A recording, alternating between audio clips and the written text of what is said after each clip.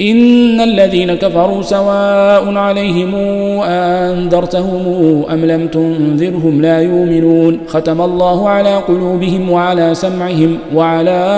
أبصارهم غشاوة ولهم عذاب عظيم ومن الناس من يقول آمنا بالله وباليوم الآخر وما هم بمؤمنين يخادعون الله والذين آمنوا وما يخادعون إلا أنفسهم وما يشعرون في قلوبهم مرض فزادهم الله مرضا ولهم عذاب أليم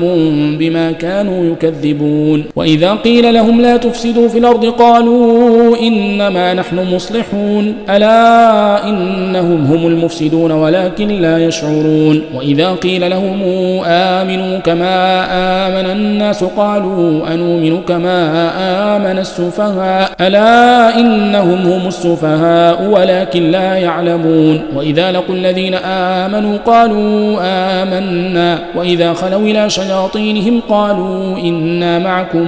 إنما نحن مستهزئون الله يستهزئ بهم ويمدهم في طغيانهم يعمهون أولئك الذين اشتروا الضلالة بالهدى فما ربحت تجارتهم وما كانوا مهتدين